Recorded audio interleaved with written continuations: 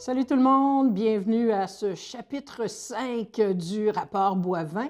Bienvenue à l'émission, merci de nous écouter, ça nous fait toujours plaisir. Ça me fait surtout plaisir quand vous m'en parlez, quand vous me croisez dans la rue ou dans les magasins, ou en tout cas un peu partout sur le beau territoire de notre belle région.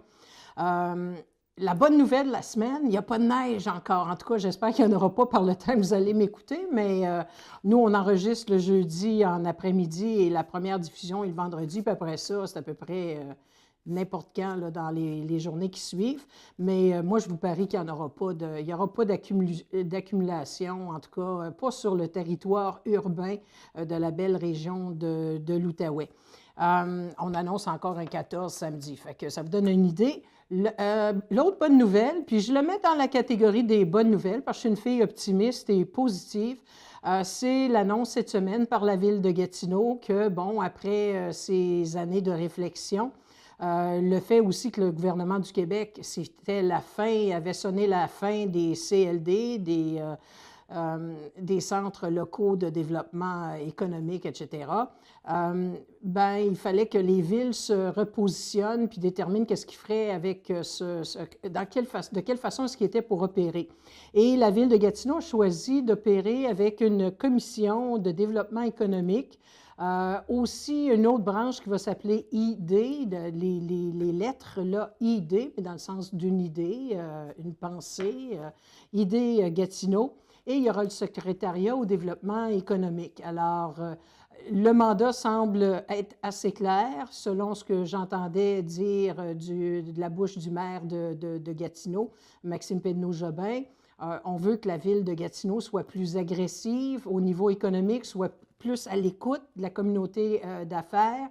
Alors, je leur souhaite bonne route. J'espère que c'est un virage, puis que ce virage-là est pour le mieux, parce que parfois, on a l'impression d'être un peu trop dépendant de notre système qui fonctionne au niveau économique. Là, moi, j'ai toujours dit que notre industrie numéro un, c'était la fonction publique fédérale.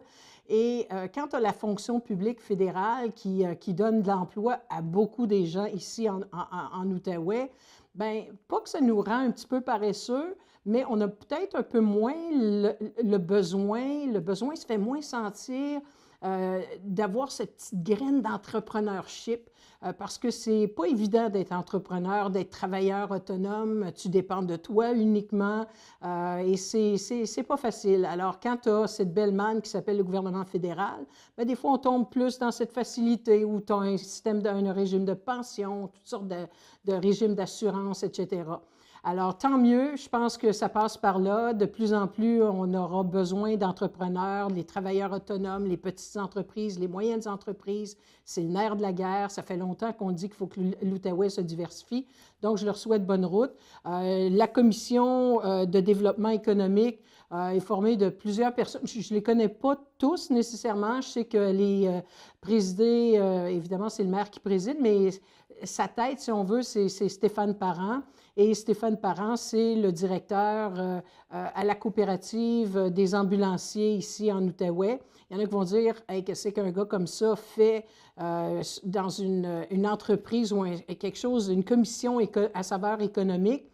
C'est parce que vous connaissez mal le milieu coopératif pour vous exprimer ainsi, parce que Stéphane, avec juste la coopérative des ambulanciers, c'est toute une outfit. Quand vous regardez ce qu'ils ont fait construire en haut du boulevard Labrosse et que vous voyez combien de gens sont impliqués dans cette coopérative-là, c'est quelque chose en termes économiques qui n'est pas nécessairement évident. Alors, en autant, moi je dis toujours, en autant que tu as la bonne vision, que tu crois dans la région et qu'on trouve les bons créneaux, puis ça fait longtemps qu'on en parle des créneaux économiques, alors bonne route à cette gang-là. Il y a eu aussi une autre bonne nouvelle, d'après moi, au niveau du déversement. Vous en avez parlé beaucoup ici à la TVC Basse-Lièvre, de la question du déversement des eaux usées dans la rivière La Lièvre. Et ça a inquiété beaucoup de résidents avec raison. Puis ça inquiète bien des gens qui ne sont même pas résidents nécessairement le long des berges de la rivière, mais juste de savoir qu'on déverse, qui était pour avoir de la cochonnerie qui s'en allait dans une belle rivière comme la rivière La Lièvre, ça a inquiété bien des gens. On a entendu, puis je sais que Mathieu ici, qui a son émission Tribune locale, a pu avoir une belle entrevue avec Mme Marcotte, qui est au bureau de l'environnement, la direction de l'environnement à la ville de Gatineau, en tout cas, semble-t-il, puis ça a été fait, là, scruté à la loupe, puis par les caméras de plusieurs médias. Et on a pu voir qu'il y a eu moins de déversements que prévu. La communauté a très bien réagi, a été très aidante, c'est-à-dire n'a pas utilisé son eau pour rien, a vraiment fait attention. Ça a pris moins de temps que prévu, alors tant mieux. Mais comme le disait Mme Michon de Sentinelle-Outaouais, nos protecteurs de la rivière, comme je les appelle, on va espérer qu'on n'a pas à faire ce genre d'exercice-là trop souvent, qu'on soit en mesure de réparer nos infrastructures sans être obligé de fonctionner en jetant de la scrap dans nos rivières, ce qui pourrait avoir un impact sur sur les poissons, par exemple, sur la vie aquatique, sur plein de choses. Alors, mais bon travail, puis j'ai vraiment apprécié cette approche de transparence, de bien expliquer les choses, de dire ce qui était pour survenir, d'impliquer la population qui était aux premières loges de cet événement-là. Et bravo à la Ville de Gatineau, bravo à la directrice au niveau du département de l'environnement pour cet excellent travail. Je veux vous parler rapidement parce que je m'en venais ici à Buckingham pour enregistrer l'émission en ce beau jeudi après-midi. Ben frette, merci. Et hier soir, très tard, le jeune conseiller de Limbourg, Cédric Tessier, a envoyé un communiqué de presse à tous les médias de la région pour les informer qu'il avait l'intention de se représenter à la prochaine élection municipale en 2018, donc à peine dans un an. Là, on va être en élection municipale. Attendez-vous dans quelques mois d'ici à voir pousser les pancartes. Et oui, ça recommence ce cycle-là. On n'aura pas eu une grosse pause entre les élections fédérales, provinciales, municipales. Et par le temps qu'on finit le municipal, on va tomber dans le provincial, mais en tout cas, ça sera pour une autre histoire. Mais Cédric Tessier informait les médias qu'il avait décidé de se représenter, comme je le disais, mais qu'il ne se représenterait pas dans son quartier, son district actuel, qui est celui de Limbourg, mais qu'il s'en irait dans le quartier à Hull, dans le vieux Hull, le quartier Wright, qui est le quartier présentement détenu par Mme Denise Laferrière, une institution dans son district. Il y a bien des gens qui se sont essayés de se prendre contre Denise Laferrière, que je salue en passant, parce qu'une femme extrêmement impliquée, très près de sa population, très près des causes très sociales, pauvreté et tout ça. Denise Laferrière qui tire à sa révérence après bien des mandats, retraite bien méritée, qui a eu des moments difficiles avec le décès de son mari, etc., lors de la dernière campagne électorale municipale. Et d'entendre Cédric Tessier aller prendre ou essayer d'aller prendre le district de Mme Laferrière, plusieurs pensées me sont traversées l'esprit. Puis je vous le dis tout de suite, Cédric Tessier, c'est un jeune politicien que j'aime beaucoup, qui a déjà travaillé à mes campagnes électorales à moi en 2008, entre autres, plus particulièrement. Et Cédric Tessier, il n'avait même pas le droit de voter à l'époque et on sentait que c'était quelqu'un qui avait la politique, là, de la graine de politicien, qui avait vraiment le goût d'aller faire de la politique active, qui, lors de la dernière élection municipale, à l'aide de gens que je connais très bien, surtout qui provenaient de la Côte d'Azur, des gens impliqués dans des dossiers comme le dossier Riviera, de la résidence Riviera qui voulait agrandir, etc., et certains résidents qui s'y objectaient. Ces gens-là ont travaillé bien fort à l'élection de Cédric. Il y a eu plusieurs dossiers dans le district de Limbourg où le conseiller Cédric Tessier a eu à se prendre un peu, n'a peut-être pas été du côté de ses... En tout cas, l'impression que ça donnait, c'est qu'il n'était pas nécessairement du côté de ses citoyens ou ceux qui s'objectaient à certaines choses n'ont pas senti nécessairement qu'il y avait l'appui de leur conseiller. Est-ce qu'il a été dépassé par les événements? Est-ce que c'est parce que c'est des dossiers qui l'intéresse un peu moins, parce que si vous avez lu l'article dans le journal Le Droit qui parle de ce départ de Cédric Tessier du quartier Limbourg au profit du quartier Wright, si évidemment il gagne l'investiture d'Action Gatineau.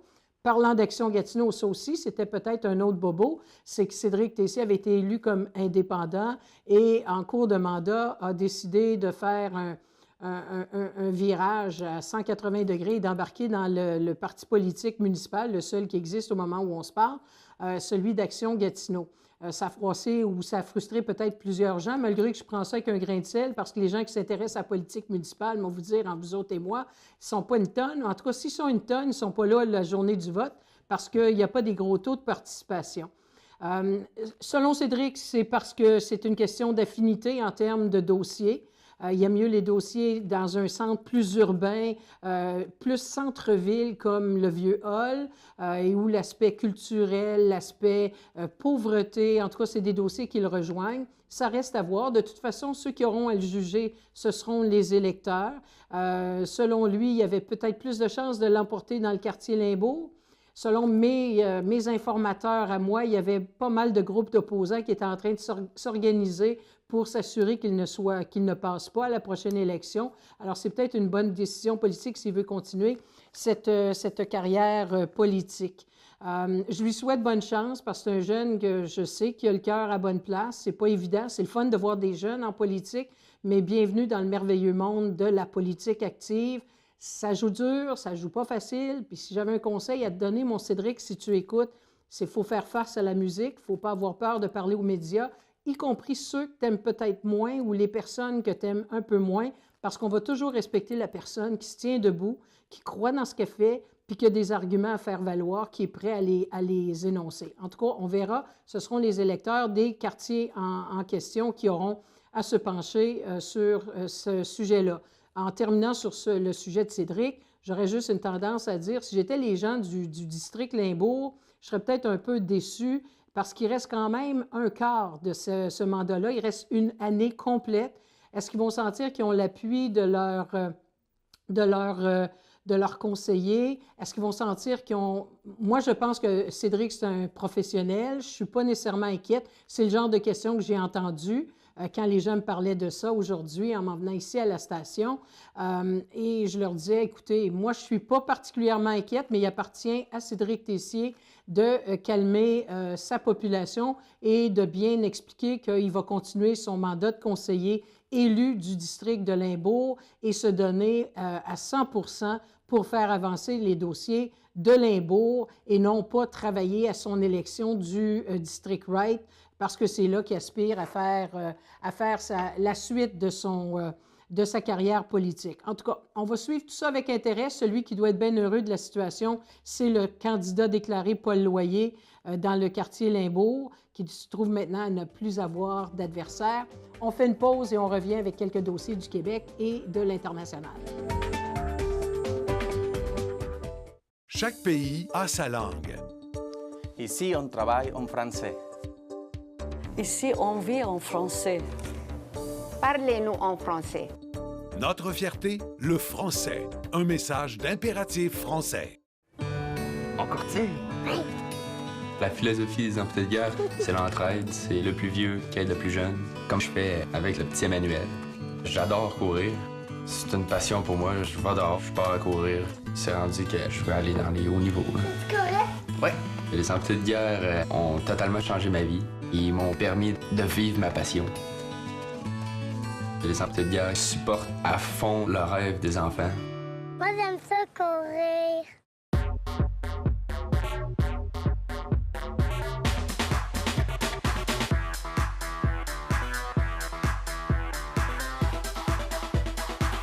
Oui, je parle français. Un message d'impératif français. Bienvenue à l'émission, 5e chapitre, comme je le disais, du dossier Boivin.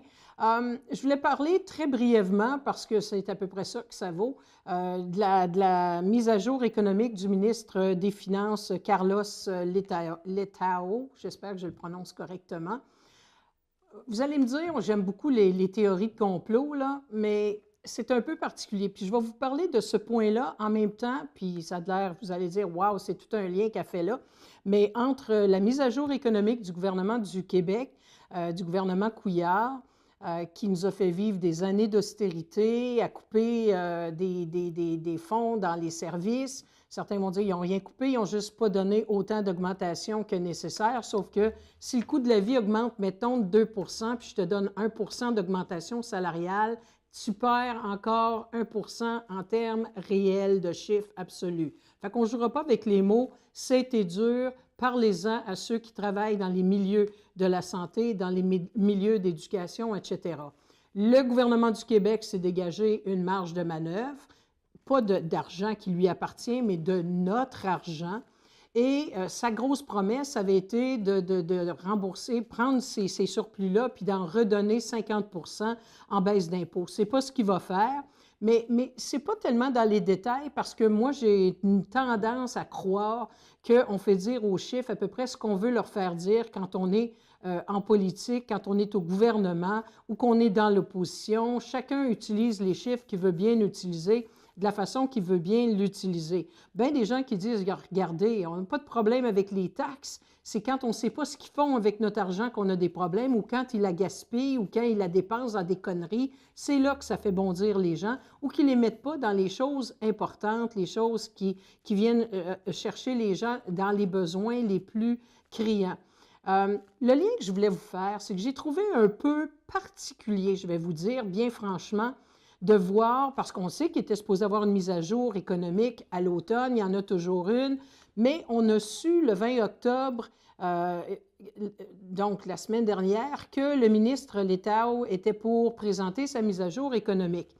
C'est tombé à quelques minutes près après que le nom du député libéral, et je vous parle du cas d'Alice Paquet contre Jerry Sklavounos, le député qui était leader en chambre adjoint avec le leader en chambre qui est Jean-Marc Fournier pour le gouvernement Couillard. C'est un poste quand même important, le leader en chambre, le leader adjoint. C'est pas mal eux autres qui enlignent l'agenda, qui donnent un peu l'ordre dans lequel les différents dossiers vont se jouer en chambre. C'est les bras droits, si on veut, du premier ministre. Après le premier ministre, le leader en chambre. Et c'est des rôles importants. Alors, le nom parce que je sais qu'on ne s'en est pas parlé la semaine passée, parce que quand on a enregistré l'émission, ça commençait simplement à circuler. Il y avait eu cette jeune dame qui, dans le cadre d'une vigile à Québec, suite aux événements qui s'étaient passés à l'Université Laval, alors que des femmes disaient avoir été attaquées dans leur résidence sur le campus de l'Université Laval, le fait que le recteur a pris du temps à réagir. Il y a eu les épisodes à l'Université d'Ottawa, l'Université du Québec en Outaouais. En tout cas, ça brassait mal sale. Et dans le cadre de la vigile, il y a une dame qui s'en va au micro et qui dit tout bonnement que c'est important d'avoir ce genre d'événement parce que c'est des moments difficiles à passer, parce qu'elle-même avait été victime d'une agression sexuelle. On parle de quelque chose de très sérieux au sens du code criminel, de la part d'un député qui était présentement à l'Assemblée nationale, et elle précisait d'un député libéral. Alors, imaginez les machines à rumeurs qui partaient. Et le 20 octobre, on apprenait, en tout cas le Journal de Québec était le premier à sortir le fait que le nom de l'accusé, si on veut qu'il ne l'ait pas encore officiellement, mais le prétendu agresseur de Mme Paquet serait le député Jerry Sklavounos, député de Laurier-Fabre, je crois, pour le Parti libéral à l'Assemblée nationale du Québec. Ça a été comme si un coup de tonnerre, comme si, je ne sais pas, quelque chose d'absolument incroyable. C'est devenu débile. On n'en avait que pour ça. Au début, c'était un climat de suspicion.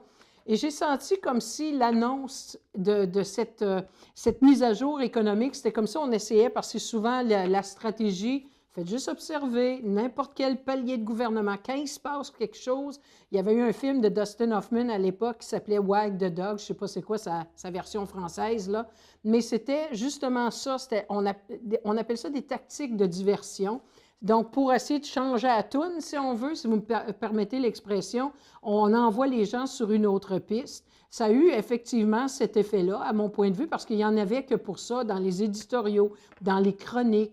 Il y en a eu de toutes les sortes, les courriers de lecteurs, les commentaires, les réseaux sociaux. Le procès, à mon avis, a déjà eu lieu. Le député en question s'est déjà fait pas mal arracher la tête de tout bord, de côté. Sa carrière politique, même s'il a toujours le droit de siéger de façon indépendante à l'Assemblée nationale, bien, sa carrière politique, entre vous et moi, elle est finie, finie, finie. Peu importe quand même qu'il serait acquitté de toute accusation, cet homme-là, sa carrière politique, oubliez ça. Ça ne veut pas dire qu'il ne poursuivra pas en dommages s'il était acquitté effectivement. Pour les victimes, on dirait qu'il y a quelque chose qui se passe présentement dans la société. Il y a eu des marches cette semaine pour essayer de sensibiliser la société québécoise à toute cette...